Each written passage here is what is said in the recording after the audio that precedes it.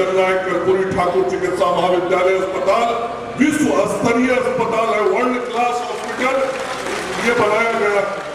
और यह जो अस्पताल बनाया गया है इसके अंदर बहुत सारी सुविधाएं हम गरीब लोगों को देने वाले।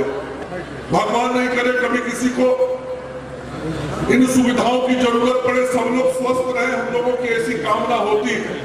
लेकिन यदि कभी जरूरत पड़ गया तो अत्याधुनिक सुविधा देने के लिए अब यह अस्पताल सीमांचल और कोसी की धरती की सेवा के लिए आज से शुरू हो गया। बिहार स्वास्थ्य मंत्री के इन शब्दों को सुनकर उस समय हर बिहारी वासी यही सोच रहा था कि अब उसे इलाज के लिए बाहर नहीं जाना पड़ेगा। लेकिन इसके उलट इस अस्पताल की हकीकत कुछ और ही है। मधेपुरा में 800 करोड़ की लागत से बना जननायक कर्पूरी ठाकुर मेडिकल कॉलेज उपेक्षा के कारण हाथी का दांत साबित हो रहा है। 1 साल पहले मुख्यमंत्री नीतीश कुमार द्वारा इसका उद्घाटन तो कर दिया गया, लेकिन सुविधा के नाम पर कुछ भी नहीं है। हैरत की बात तो यह है कि यहाँ पर इतने बड़े अस्पताल में एम्बुलेंस की भी सुविधा नहीं है। जुगाड़ टेक्नोलॉजी के तहत ई-रिक्शा एम्बुलेंस बना हुआ है। गंभीर मरीज हो या सड़क दुर्घटना के शिकार मरीजों को ई-रिक्शा एम्बुलेंस का सहारा लेना पड़ता है। इस कारण कई मरीज रास्ते में ही दम तोड़ देते हैं।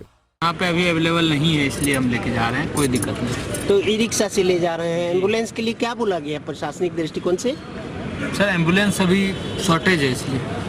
सरकार और स्वास्थ्य विभाग की उदासीनता का हाल ये है कि इस मेडिकल कॉलेज में एम्बुलेंस और आईसीयू तक की व्यवस्था नहीं है। इतना ही नहीं, समुचित दवा और चिकित्सकों की भी भारी कमी है, फिर भी अस्पताल चल रहा है।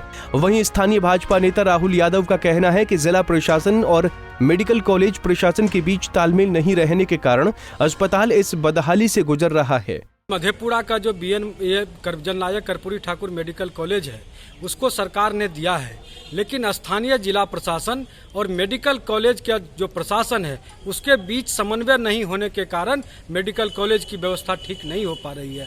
अब वहाँ न एम्बुलेंस है न वहाँ दवाई है।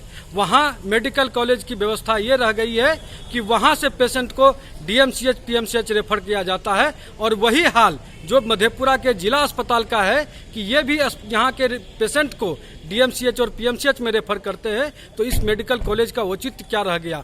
उधर मेडिकल कॉलेज के प्रिंसिपल गौरीकांत मिश्र का कहना है कि सरकारी समस्याओं की जानकारी सरकार और विभागीय उच्च अधिकारियों को दे दी गई है। उम्मीद है कि जल्द ही सब कुछ ठीक ठाक हो जाएगा।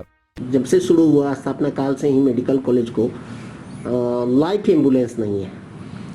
ये बात तो यहाँ समाचार में भी सुना, आपके चैनल में इससे पहले भी आया हुआ था, लेकिन ये चीज़ जो है सो तो सरकार को सूचित किया गया है। अब थोड़ा सा इस पर आपको प्रतीक्षा करना पड़ेगा। उसमें हमारे माननीय स्वास्थ्य मंत्री का भी स्टेटमेंट है कि हम लोग जल्दी से ही इसको मुहैया कराएंगे। चिकित्सकों को पिछले कई माह से वेतन तक नहीं मिला है, लेकिन सिस्टम की दहशत में जी रहे चिकित्सक कैमरे पर कुछ भी बोलना मुनासिब नहीं समझ पा रहे हैं। देखना दिलचस्प होगा कि आखिर इस दिशा में कब तक बिहार सरकार द्वारा सफल इंतजाम किया जाएगा। मधेपुरा से राजीव रंजन की रिपोर्ट।